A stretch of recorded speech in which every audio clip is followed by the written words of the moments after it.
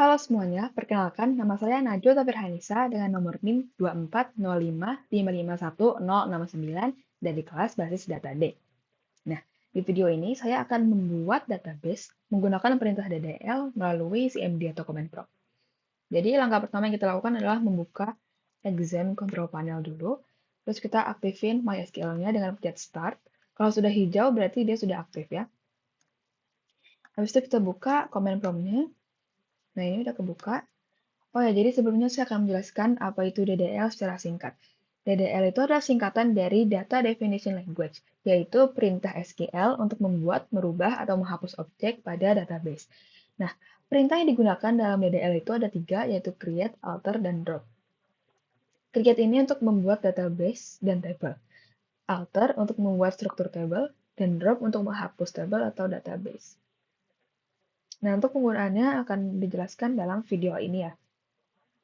Jadi pertama kali kita masuk dulu ke MySQL-nya dengan perintah MySQL menu root. Welcome to the MariaDB monitor. Berarti ini kita udah masuk ke MySQL-nya. Nah, yang pertama kita buat dulu database-nya dengan perintah create database, nama database-nya. Nah, di sini saya mau membuat database toko. Jadi nama database-nya db toko. Nah, query OK, ya harusnya dia udah kebuat ya database-nya. Untuk ngecek database-nya udah kebuat atau belum, kita bisa ngecek database menggunakan perintah show databases. Titik komanya jangan lupa. Nah, ini udah ada ya, nih, db toko. Kita juga bisa menghapus database-nya dengan perintah drop database db toko. Query OK, kita bisa ngecek lagi. Nih, db tokonya udah nggak ada kan ya? Udah kehapus dia pakai drop. Tapi kita buat dulu soalnya kita mau pakai create database db toko. Udah, cek lagi deh. Ini oke. Nah, habis itu kita udah buat database ya kan? Kita pakai database-nya menggunakan perintah use db toko. Kita menggunakan db toko. Nah, yang awalnya non, sekarang udah ganti jadi db toko. Ini berarti tandanya kita udah masuk ke database-nya, jadi kita udah bisa nambahin tabel kayak gitu. Nah, habis itu kita buat tabelnya ya. Di sini saya membuat tabel pelanggan dulu. Jadi perintahnya pakai create table, nama tabelnya. Nama tabelnya mau TB pelanggan. TB pelanggan. Kurang buka. Create table, TB pelanggan, kurang buka. Habis itu isi kolomnya. Kolomnya yang pertama mau ID pelanggan. Tipe datanya integer, habis itu dia not null, supaya kayak wajib keisi gitu, dia nggak bisa kosong kalau not null. Habis itu auto increment, biar dia selalu naik gitu kalau tiap keisi, naik datanya, nambah gitu datanya. Auto increment. Habis itu koma, habis itu name, tipe datanya varchar 50, koma lagi, font gitu ya, varchar 20. Tuh. Habis itu kita buat primary key-nya di ID pelanggan. Udah, karena ini yang terakhir, jadi nggak pakai koma lagi, langsung ditutup aja kayak gini. Nah, untuk ngecek tabelnya udah jadi apa enggak, kita bisa ngecek pakai perintah show tables. Nih, jadi dalam database DB Toko ada tabel namanya TB pelanggan. Nah, untuk ngecek kolom-kolom yang ada di tabel pelanggan bisa pakai desk atau describe TB pelanggan. Nih, ini kan kolomnya. Nah, kalau misalnya nih kita mau mengganti nama tabelnya, kita bisa pakai perintah alter table, nama tabelnya tb pelanggan, terus rename tuh mengubah namanya menjadi misalnya TBL pelanggan gitu. Coba kita cek lagi. Show tables. Tuh, namanya berubah kan dari TB pelanggan sekarang TBL pelanggan. Terus kalau misalnya kita mau menghapus tabel juga bisa. Perintahnya pakai drop juga. Drop table, nama tabelnya TBL pelanggan. Nah, coba kita lihat lagi. Show tables, apakah benar terhapus? Nah, empty set, dia benar-benar udah kehapus ya. Tadinya kan ada ini, tapi pas di drop udah nggak ada. Nah, kita buat ulang lagi karena emang mau dipakai. Hehe. Create table namanya TB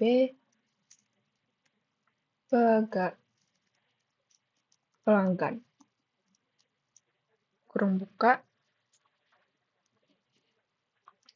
ID pelanggan. Beritanya integer. Terus dia not null. Auto increment. Auto increment. Koma. Name. Beritanya varchar. Isinya 50. Habis itu font. Beritanya juga varchar. Isinya 20. Itu primary key-nya yang ID pelanggan. Langsung tutup aja.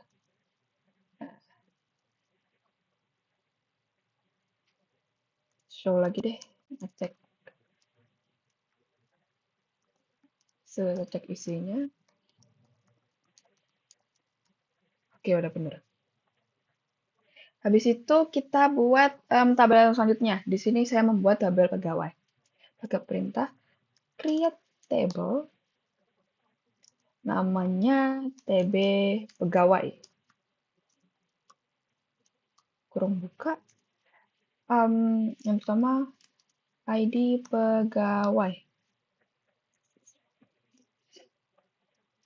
Terus itu bertanya integer, habis itu dia not null.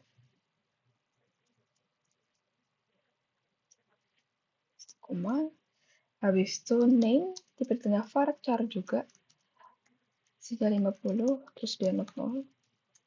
Habis itu alamat ya, varchar juga, terus 50, not null.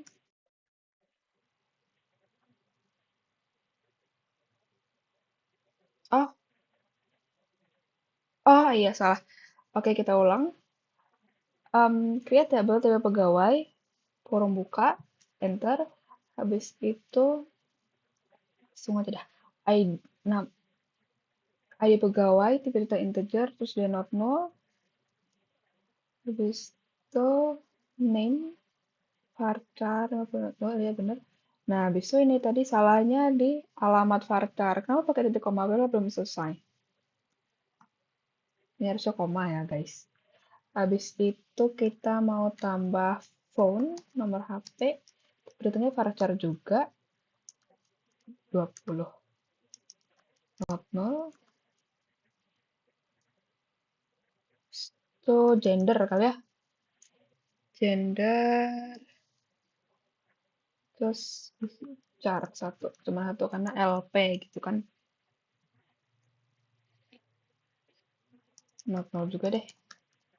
Nah, habis itu langsung diturun, langsung kita tutup. Kita cek lagi apakah benar sudah terbuat show tables. Nah, udah ada tabel pelanggannya. Habis itu kita lihat isinya. STB pegawai. Nah, ini udah ada, udah benar.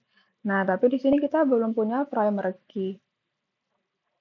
Nah, kita bisa buat primary key jika, maksudnya kita nambah primary key ke tabel yang udah kebuat gitu. Caranya pakai perintah alter table di TB pegawai, kita add primary key di ID pegawai. di kolom ID pegawai. Jadi kita membuat ID pegawai sebagai primary key gitu. Nah, query oke, kita bisa melihat lagi dash tb pegawai. Nih, sekarang dia udah jadi primary key gitu. Nah, mau auto increment juga bisa. Kita juga, ya, maksudnya yang ID pegawainya auto increment biar dia bisa otomatis nambah gitu, naik gitu. Pakai perintah alter table di tb pegawai, terus modify ini gunanya untuk mengubah tipe datanya, terus kayak nambah fiturnya kayak not null gitu-gitu, sama auto increment gitu. Ini kita tulis dulu, modify ID pegawai, dia kan integer tadi, terus dia not null, habis itu kita tambah auto increment ya, auto increment. Udah, habis itu kita cek lagi. Nih, dia udah bener nih ada auto increment-nya. Nah, udah. Habis itu kita juga bisa ngubah nama kolom nih. Di sini kayaknya alamat nggak cocok di sini karena yang lain pakai bahasa Inggris, tapi dia alamat. Aneh gitu ya. Kita bisa ngubahnya pakai perintah alter table tb pegawai change alamat nama kolom yang lama, nama kolom yang sekarang ke nama kolom yang baru. Namanya address gitu. Terus tipe datanya tetap harus ditulis varchar 50 not udah ya. Nah, desk tb pegawai set. Nih udah terganti kan, awalnya alamat, sekarang address. Nah, terus bedanya modify sama change itu apa? Kalau modify itu dia cuma bisa ganti tipe data sama kayak jadi null atau not null, terus nambahin increment, auto increment. Nah, kalau change itu dia bisa mengubah nama kolom. Kalau modify nggak bisa. Change juga bisa mengubah tipe data juga ya, tapi kayak change itu lebih lengkap gitu. Udah. Nah, habis itu kita juga bisa nambah kolom ke tabel. Caranya menggunakan perintah alter table tb pegawai. Habis itu add, nambah is active kali ya. Is active. Terus tipe datanya boolean gitu. Not null. Kita lihat lagi. Nah, udah nambah nih. Awalnya cuma ada 5, sekarang udah ada 6 gitu. Terus kita juga bisa menghapus kolom di tabel. Caranya menggunakan perintah alter table tb pegawai. tb pegawai. Habis itu drop. Drop itu untuk menghapus. Misalnya kita mau menghapus gender. Set. Kita cek lagi. Nah, udah nggak ada gendernya.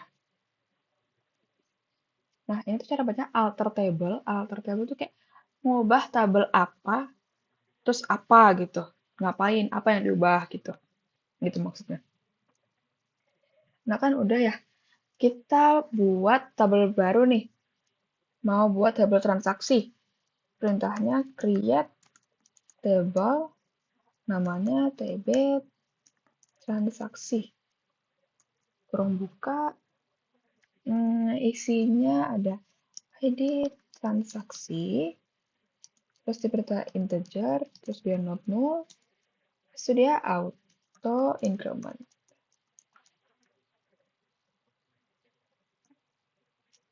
Habis itu mau ada foreign key-nya. Emang harus ada sih, kan dia berasia. ID pegawai, integer, not null juga. Habis itu ada ID pelanggan.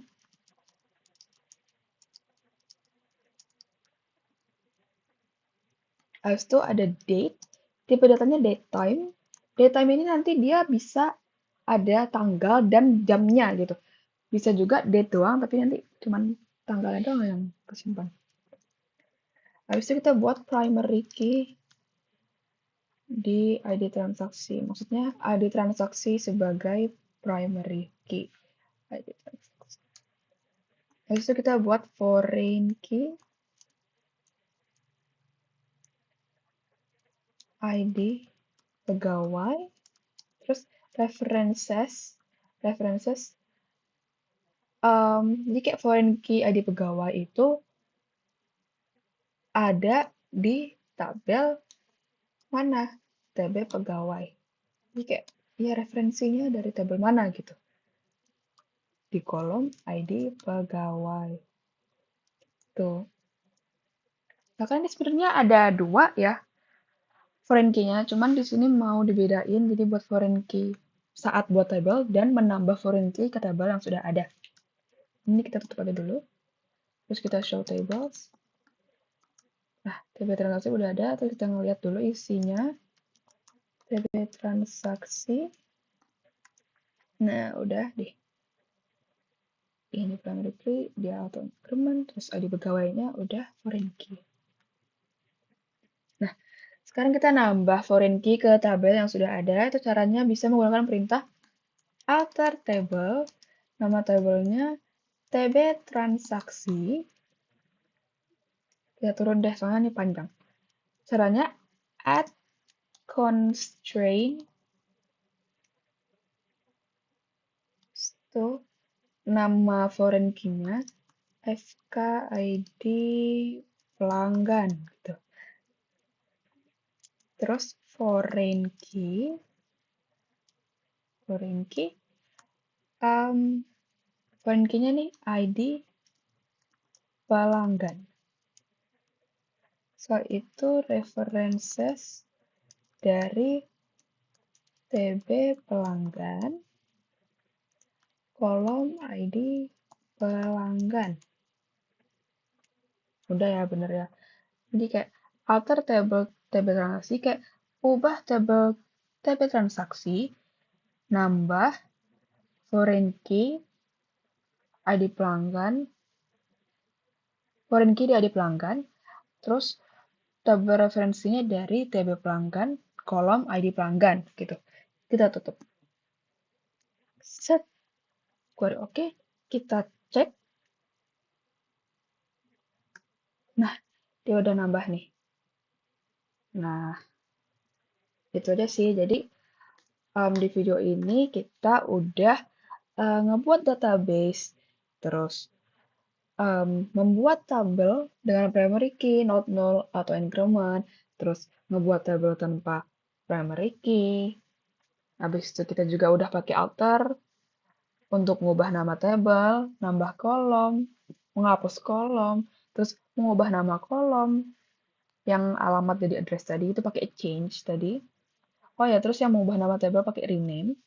Habis itu kita udah modify kolom itu yang bisa ganti tipe data, terus tadi dipakainya untuk nambah fitur auto increment gitu. Habis itu kita juga udah menghapus database, menghapus kolom gitu. Nah, jadi sekian video dari saya. Mohon maaf bila ada kesalahan. Terima kasih. Bye. Exit nih. Bye.